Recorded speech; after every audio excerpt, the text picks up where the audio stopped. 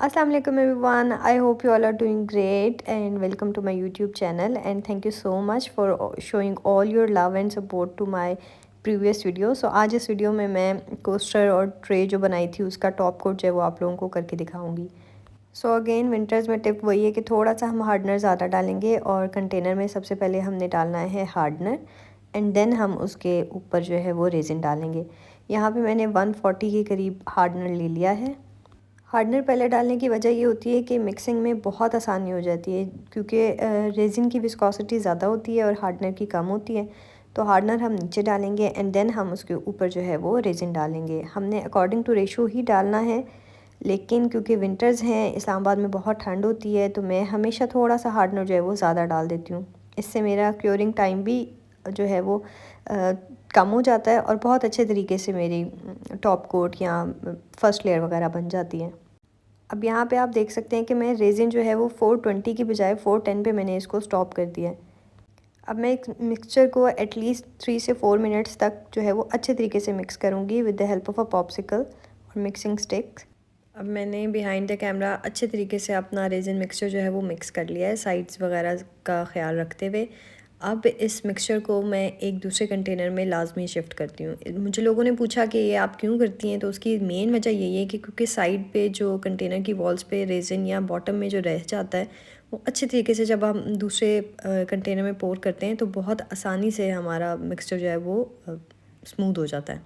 अब यहाँ पे मैंने थोड़ा सा नीम गर्म पानी लिया है. बहुत ज़्यादा गर्म पानी हम नहीं यूज़ करेंगे. नीम गर्म पानी लेंगे, उसको अपने रेज़िन मिक्सचर को वार्म बाथ देंगे एंड देन अपनी ट्रे जो मेरी क्योर हो चुकी है फर्स्ट लेयर उसकी अच्छे तरीके से, उसको मैंने टिश्यू से अच्छे तरीके से साफ़ कर लिया इनकेस अगर कोई डस्ट पार्टिकल्स वगैरह आपको नज़र आए.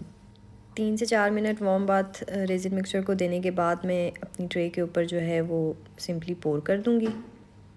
वार्म बाथ देने से आप ख़ुद देखेंगे कि रेज़िन में बहुत कम बबल्स रह जाते हैं, बहुत अच्छे तरीके से रेज़िन आपका मिक्स हुआ हुआ होता है.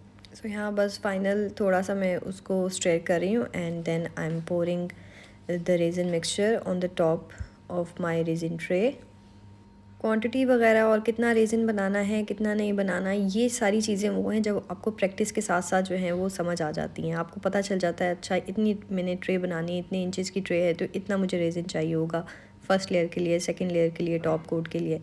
तो ये सारी वो चीज़ें हैं जो कि आपको ख़ुद अंदाज़े से आप बना सकते हैं.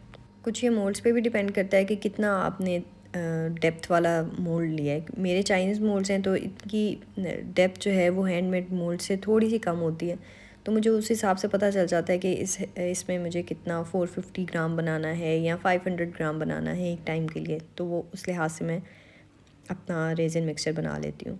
यहाँ पे अगेन हमने टॉर्च गन ले ली और टॉप कोट के ऊपर जितने भी बबल्स आए हुए हैं उनको मैं आराम से जो है वो बर्स्ट करूँगी with the help of a torch gun. Once again आपने बहुत एहतियात से टॉर्च गन यूज़ करनी है, क्योंकि इससे मोल्ड्स अक्सर ख़राब हो जाते हैं.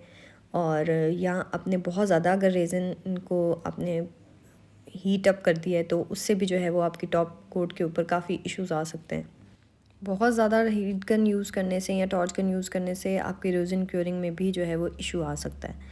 So this was all about my this video. I hope आप लोगों को पसंद आई होगी. Do let me know in the comment section और मेरे चैनल को ज़रूर सब्सक्राइब कर दीजिएगा सो दैट मैं और अच्छी अच्छी वीडियोज़ आप लोगों के लिए लेके आती रहूँ इंशाल्लाह ताला. टेक केयर, अल्लाह हाफिज़ एंड थैंक्स फॉर वॉचिंग.